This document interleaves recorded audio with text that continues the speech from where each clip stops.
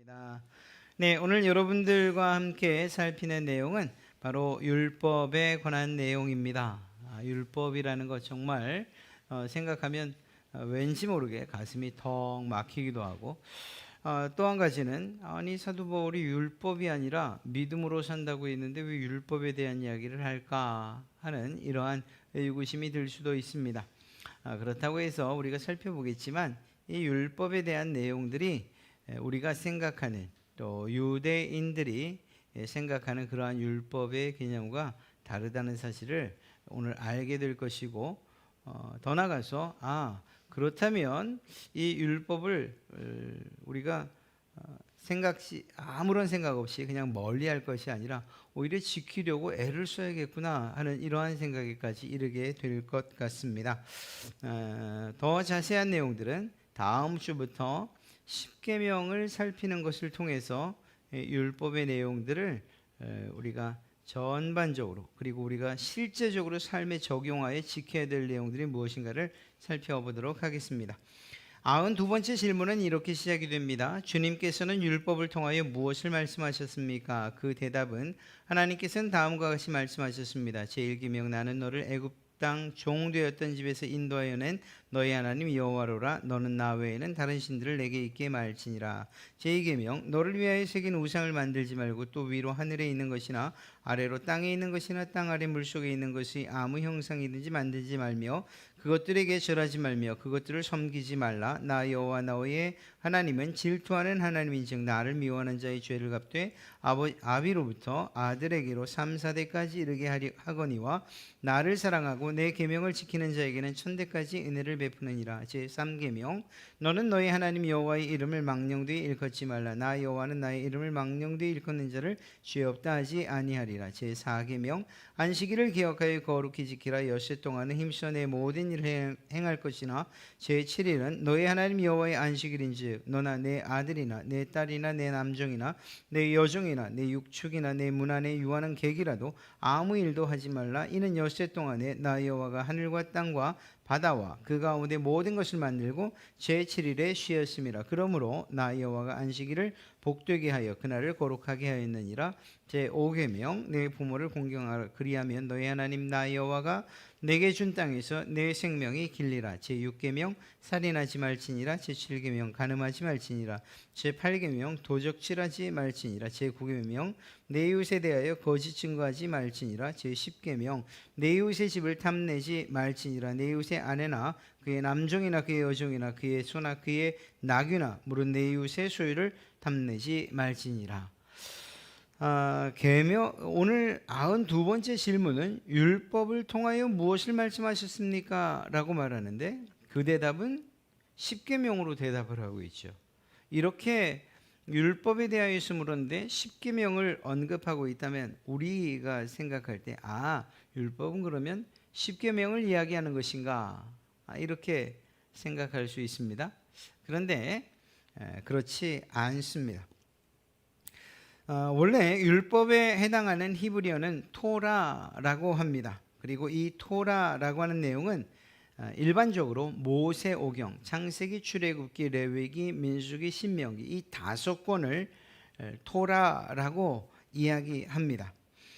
그런데 이 5권에만 해당되는 것이 아니고 토라라고 할 때 이 용어의 의미가 좀 확대되면 구약 성경 전체를 토라라고 이야기하기도 합니다. 그런 점에서 볼 때에 이 율법이라고 하는 것과 십계명이 같은 것이냐라고 물으면 그렇지 않다라고 하는 것이 옳습니다. 왜냐하면 이 십계명은 율법 안에 포함되어지는 것이기 때문이죠. 율법은 365가지나 되기 때문입니다. 하지 말라는 것과 하라는 이 모든 것들이 율법에 포함되어 있어요. 그리고 우리가 읽은 이 십계명은 하나님께서 돌판에 새겨주신 10가지 계명일 뿐이고 더 정확하게 말하면 이 모든 내용은 율법 안에 포함된다고 이야기할 수 있습니다. 그러니까 같은 것이라고는 말할 수 없습니다. 그럼에도 불구하고 우리는 이 십계명이야말로 하나님의 계명인 이 율법, 하나님의 율법을 총괄하고 그리고 잘 요약한 것으로 믿고 있어요. 그것은 단순하게 우리의 생각이나 우리가 이 10가지에 다 포함되어 있겠지라고 생각하는 것, 그것을 뛰어넘습니다. 이것을 잘 정해 주신 분이 바로 예수님이시기 때문입니다. 마태복음 22장 35절부터 40절의 말씀을 보면 그 중에 한 율법사가 예수를 시험하여 묻되 선생님, 율법 중에서 어느 계명이 큽니까? 예수께서 이르시되 내 마음을 다하고 목숨을 다하고 뜻을 다하여 주 너의 하나님을 사랑하라 하셨으니 이것이 크고 첫째 되는 계명이요 둘째도 그와 같으니 내 이웃을 내 자신같이 사랑하라 하셨으니 이 두 계명이 온 율법과 선지자의 강령, 그러니까 이 강령이라는 의미는 일의 근본이 되는 큰 줄거리이니라, 이렇게 대답을 하고 있죠. 그래서 이것을 다른 성경 번역본으로 살펴보면 모든 율법과 예언자들의 가르침은 이 두 계명에서 나온 것이다, 이렇게 말하고 있습니다. 이 두 계명이란 무엇일까요? 하나님을 사랑하라, 이웃을 사랑하라. 그런데 우리가 잠시 뒤에 살펴보겠지만 이 10계명의 구조 자체가 이렇게 나뉩니다. 그래서 1번부터 네 번째, 첫 번부터 네 번째까지의 계명은 하나님을 사랑하는 방법이라고 할까요? 하나님을 사랑하는 그러한 내용에 관계되어 있고, 다섯 번째부터 열 번째까지는 이웃을 어떻게 사랑해야 하는가 하는 것에 관한 내용이 담겨져 있어요. 그러니까 10계명을 크게 두 가지로 나누면 하나님 사랑과 이웃 사랑으로 나눠져 있죠. 그렇게 본다면 이 10계명, 하나님께서 모세에게 주신 시내산에서 주신 이 10계명, 직접 기록하여 주신 이 10계명이야말로 율법을 전반적으로 아우르는 내용이 담겨져 있다, 이렇게도 들리지 않을 것입니다. 그런 점에서 볼 때에 이 둘은 결코 같지 않지만 그럼에도 불구하고 우리의 믿음의 선배들은 율법, 즉 주님께서는 율법을 통하여 라고 할 때 이 율법을 10계명으로 이해하고 있고, 또한 우리도 그 점을 받아들여야 한다는 사실을 알 수가 있는 것이죠. 실제로 우리가 율법을 이야기할 때에 구약에 나타난 전체 율법들, 이것을 전부 이해하고 지키는 것은 불가능합니다. 첫째는 문화적으로, 지리적으로, 그리고 민족적으로 너무나도 다른 점들이 많아요. 그렇기 때문에 이 율법을 지킨다는 이 사실은 이것은 전부 아는 것은 불가능하고 그것을 지키는 것도 역시 불가능합니다. 이것은 사실은 어찌 보면 이스라엘 백성들에게도 마찬가지였습니다. 그래서 하나님께서는 구약의 이스라엘 백성들에게도 그 율법의 모든 것들을 일러주셨을 뿐만 아니라 그것들을 잘 총괄하고 요약하고 있는 10계명을 주셨던 거죠. 그래서 하나님께서 무엇을 원하는지 하나님의 뜻을 더 분명하고 정확하게 알기를 원하셨다는 거죠. 그래서 이 10계명은 율법을 총괄하고 있는 것이다. 그리고 그런 점에서 그러한 10계명을 돌에 친히 새기셔서 이스라엘 백성들에게 주셨다는 거예요. 왜 돌판에 새기셨을까요? 이 10계명이야말로 율법의 정신을 담고 있는 것이니 그 백성들, 하나님의 백성들에게 영원한 규례가 그리고 지켜야 될 명령이 되도록 하기 위해서 돌판에 새겨주신 것이다, 이렇게 이해하는 것이 옳습니다. 그러니까 우리가 이제 이 율법에 대해서 생각할 때에 조금 생각을 달리해야 될 것이 있습니다. 율법이라는 것, 그것은 이스라엘 백성들, 유대인들에게만 해당하는 것이야 라고 그렇게 치부하는 것, 혹은 사도 바울이 율법이 아니라 믿음으로 우리는 구원받는 것이라고 말했어 라고 말하며 율법을 경시하는 태도, 이러한 태도들은 사실은 옳지 않습니다.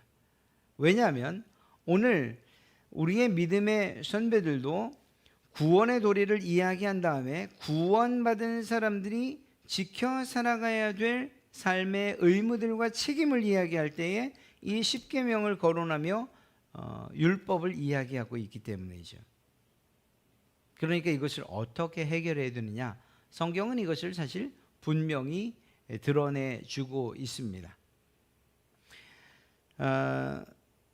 십계명을 처음 받을 때에 우리가 오늘 읽은 출애굽기 20장 2절을 보면 그 2절에는 십계명이 아닌 십계명의 서문에 해당한 내용을 기록하고 있습니다. 그 내용이 무엇이냐? 나는 너를 애굽 땅 종되었던 집에서 인도하여 낸 너의 하나님 여호와로다. 이렇게 기록하고 있죠. 그러니까 우리가 십계명을 이야기할 때에 제1계명은 제2계명은 그리고 제10계명은 이렇게 단도직입적으로 우리가 지켜야 될 명령과 그리고 그 내용을 다루지 않는다는 거예요. 마치 헌법에 서문이 있는 것처럼 이 하나님의 법, 이 십계명에도 서문이 있어요. 그리고 이 서문은 우리가 이 율법을 어떤 마음으로 대해야 하는가 하는 것에 대해서 아주 정확하게 지적을 해주고 있습니다. 나는 너를 애굽 땅 종되었던 집에서 인도하여 낸 너의 하나님 여호와라. 그러니까 이 하나님께서 십계명을 주실 때 이미 이스라엘 백성들은 애굽으로부터 출애굽된, 애굽으로부터 이집트로부터 구원받은 후에 이 율법을 받았다는 사실을 우리는 잊지 말아야 돼요. 바꿔 말하면 이스라엘 백성들이 애굽에 종살이를 할 때에 하나님께서 어느 날 호련히 나타나 그들에게 10가지 이 율법을 주시면서, 아니 그보다 더 많은 율법들을 주시면서 너희가 이것들을 지켜, 그러면 내가 너희를 애굽에서 구원하여 내주마, 이렇게 조건으로서 율법을 주신 것이 아니라는 거예요. 이것은 우리가 구원의 도리를 이해하고 복음이 무엇이냐 이야기할 때 정말 중요한 내용입니다. 그리고 정말로 많은 분들이 이 부분들을 이 순서와 이 부분을 오해하기 때문에 무엇인가 해야지만, 공로를 쌓아야지만, 선행을 해야지만, 착한 일을 해야지만 구원받는다고 생각하고 있는 거예요. 또 이것을 오해할 때 구원받았으면 됐지 무슨 착한 일, 선한 일이 필요 있느냐, 이렇게 자기의 구원받음을 내세워서 삶을 엉망진창으로 사는 이들도 생기게 되는 거예요. 그러니까 이 부분을 잘 이해하면 정말로 하나님께서 원하시는 것이 무엇인지, 성도의 올바른 삶이 무엇인지를 우리는 잘 정의 내릴 수가 있어요. 중요한 것은 이것입니다. 과연 선한 행위가 이 십계명을 지키는 것이 구원의 조건이냐? 이집트, 애굽에서 종살이하던 사람들, 그 이스라엘 백성들이 구원받는 조건이 되었느냐라고 물으면 무엇이죠? 아니다라는 거예요. 이건 우리에게도 똑같이 적용됩니다. 즉 다시 말해서 하나님께서 우리에게 하나님의 말씀을 주셨어요. 십계명을 주셨어요. 하나님께서 지켜야 될 율법과 명령들을 우리에게 주셨어요. 그러면서 이렇게 말씀하지 않으셨다는 거죠. 너희가 이 명령을 지키면 그러면 내가 너희를 구원해 주마 라고 말씀하지 않으셨다는 거예요. 우리에게 이러한 지켜야 될 십계명, 이 율법을 대표하고 총괄하는 내용들을 주시면서 이것을 너희가 지키면 너희가 구원받을 거야 라고 말씀하지 않으셨다는 거예요. 이것을 착각해서는 안 됩니다. 이스라엘 백성들도 마찬가지였어요. 그러니까 이스라엘 백성들이 가나안 땅에 들어가서 하나님의 백성으로서 삶을 성실하게 살아가야 될 이유는 무엇이었느냐? 구원의 조건과 구원의 수단이 되기 때문에 그렇게 살아야 했던 것이 아니고, 하나님께서 구원해 주신 그 구원받은 백성, 하나님의 백성의 의무와 책임으로서 구원받은 백성이 어떻게 살아야 하는가 하는 이 부분에 있어서 율법을 지키며 살아야만 했던 것입니다.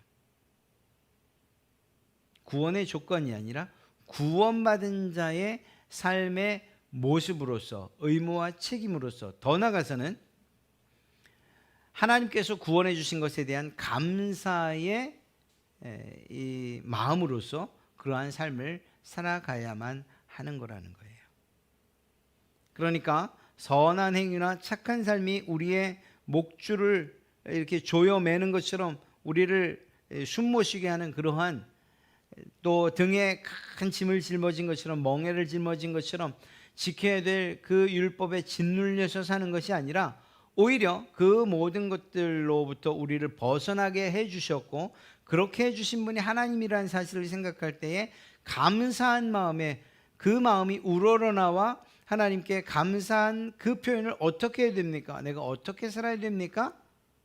하나님께서 구원받은 백성의 삶은 이러해야 된다라고, 이렇게 구원의 수단으로 주신 것이 아니고 구원받은 자의 삶의 모습을 우리에게 살아가게끔 하시기 위해서 우리에게 주신 것이다, 이렇게 이해하는 것이 옳다는 거예요. 십계명의 이해를 위해서는 이 서문을 먼저 잘 살피고 이해해야 됩니다. 이 서문은 십계명이 언약문서라는 사실을 분명하게 드러내고 있고, 더 중요한 것은 이 서문이야말로 이스라엘 백성이 십계명을 왜 지켜야 하는가 하는 것을 명백하게 보여주고 있다는 거예요. 더 정확하게 말하면 이스라엘 백성은 애굽에서 구원받기 위해서 십계명을 지킨 것이 아니고, 애굽에서 하나님으로부터 구원을 받았기 때문에 그것에 대한 감사한 마음으로 십계명을 지킨 것이라는 것이죠. 이 사실은 우리에게도 정확하게 적용이 되어집니다.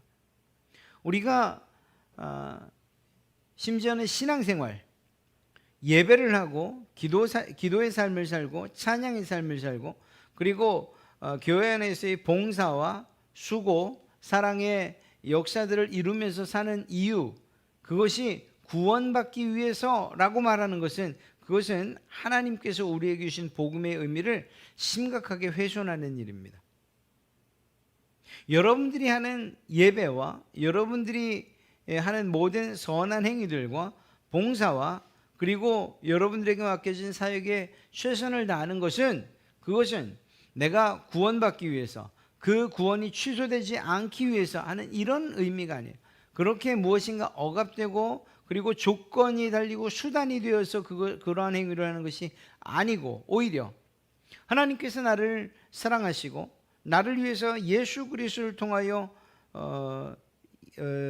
나를 위해서 예수 그리스도를 십자가에 못 박으심으로 우리를 구원하신 그 사실이 너무나도 감사해서 구원받은 자로서 하나님의 은혜에 보답하는 마음으로 자원하고 자발적으로 행하는 일들이어야 된다는, 그때 비로소 예배가 짐처럼 여겨지지 않고 우리가 하는 헌신들과 수고와, 그리고 우리에게 맡겨진 그러한 직분들, 그리고 이 사역들이 무거운 멍에처럼 여겨지지 않는 거예요.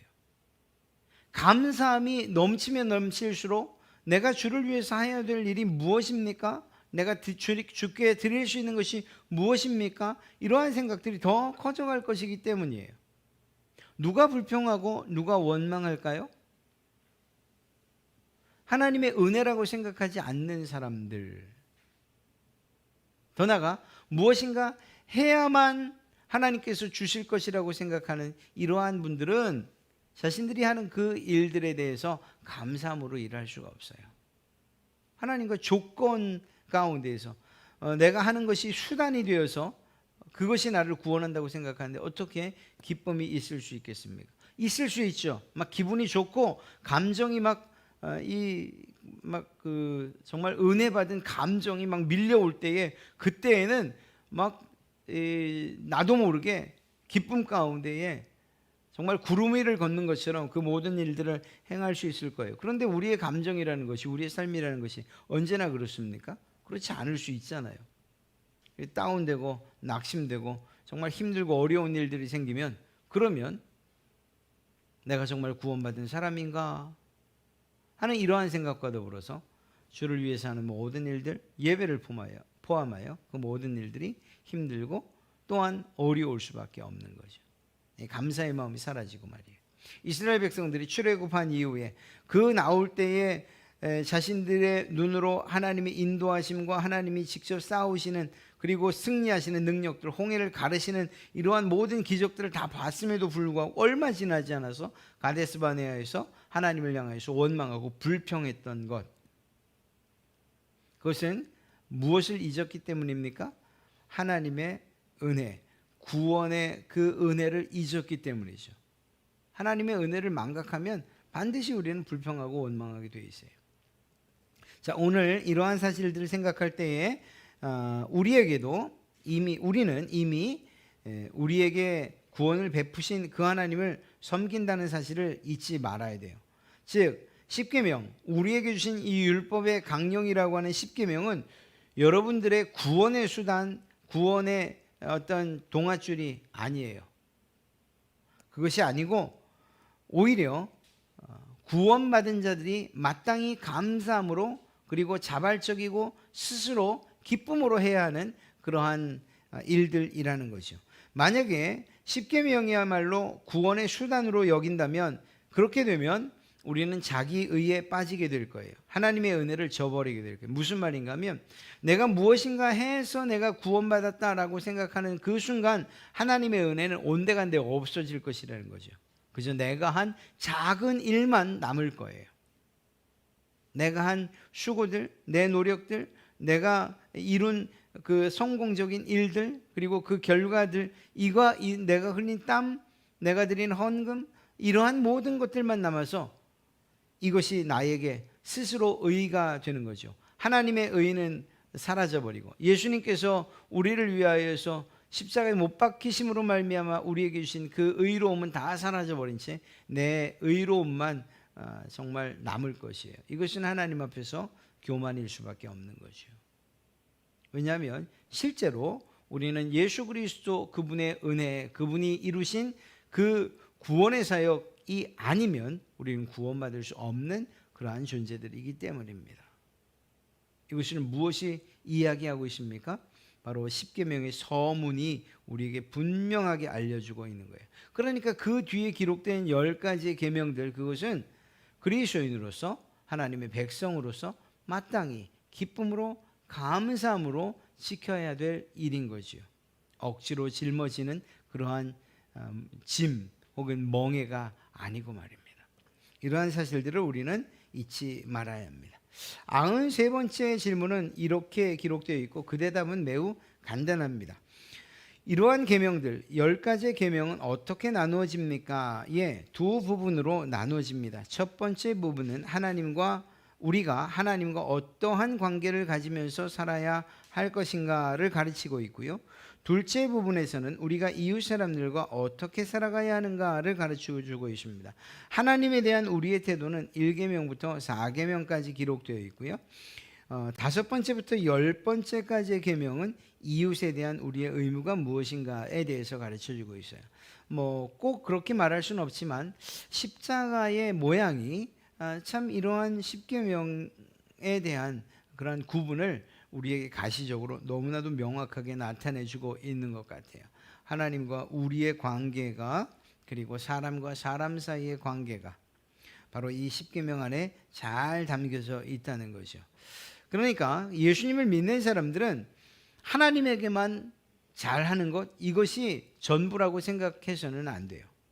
또 반대로 하나님에게 잘하는 것이, 사람에게 잘하는 것이 하나님에게 잘하는 것이지 라는 이러한 생각 한 방향에 치우쳐서 실제로 하나님을 위하여라고 말하면서 나 자신을 위하여 혹은 사람들을 위하여서 최선을 다하는 것, 이것으로 전부라고 말해서도 안 되는 거죠. 이 둘은 균형을 갖추고 있어야 된다는 사실입니다. 그리고 우리는 다음 주부터 이제 십계명 가운데에서 하나님과 관계된, 하나님에 대한 우리의 태도는 어떤 것이고 또 이웃에 대한 우리의 의무는 무엇인가 하는 것들을 살피면서 실제적으로 율법을 지켜가야 하는 이것이 성도의 삶이다라는 것.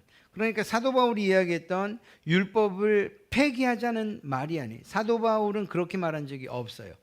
그러니까 어떤 사람들이 말하는 것처럼 사도 바울을 폄훼해서 왜곡해서 사도 바울은 율법을 폐기하자고 한 사람이야 라고 말할 수 없다는 거예요. 오히려 사도 바울은 하나님의 법을 지켜야 된다고 이야기하고 있습니다. 누가? 구원받은 사람들이. 왜? 그들의 의무 그리고 책임이기 때문에. 또 반대로 율법을 지키는 것으로서 내가 구원받는다라고 하는 이러한 잘못된 믿음 역시 우리가 이 십계명을 생각하면서 우리는 바로 잡게 될 것입니다. 이 10가지의 계명들 우리에게 아주 중요하고 그리고 실제적인 일들이에요. 구원받은 사람들의 삶이 어떻게 이 세상 가운데 그리고 교회 안에서 드러나야 되는가. 하나님과 나 사이 아무도 모를 것 같이 비밀스러운 관계 가운데에서 이루어지는 일이냐? 결코 그렇지 않다는 거예요. 이 4가지 계명은 매우 외향적이고 드러나는 것들이에요. 그래서 우리의 삶의 모습들을 보면 그 사람이 하나님과의 관계를 올바로 하고 있는지, 우리가 사람들과의 관계를 잘 하고 있는지, 이 10계명을 기준으로 해서 우리는 분명히 우리의 삶을 점검해 볼 수도 있고 또 다른 사람들이 우리를 인정하고 평가할 수도 있다는 거예요. 물론 그들이 평가하고 인정하는 것이 전부는 아니지만 그러나 이렇게 실제적으로 드러날 수밖에 없는 일이라는 거죠. 10가지의 계명들을 우리가 하나하나 살펴볼 때에 그저 이게 마치 돌판에 새겨진, 그래서 이것은 예전에 하나님이 이스라엘 백성들에게 준 것이야 이렇게 옛 것으로 치부하지 않고 오히려 오늘날 살아서 우리의 마음에 비석에 새겨진 것처럼, 신비에 새겨진 것처럼 생생히 살아있는, 그리고 그 말씀대로 따라 살기로 다짐하는 그러한 시간들이 되어지기를 바랍니다. 오늘 이 10계명의 서문과 그리고 그 10가지의 계명이 어떻게 이루어졌는가를 잠시 살펴보았어요. 이 10가지의 계명들 우리의 마음에 새기고 하나님께서 기뻐하신 모습대로 이 모든 것이 율법의 총괄이요 또한 뼈대를 세우는 그 근본이 되는 큰 줄거리다라는 이 사실들을 생각하면서 성실하게 그리고 기쁨으로 지켜가겠습니다. 이러한 다짐들이 여러분과 저에게 있어야 할 줄로 믿습니다.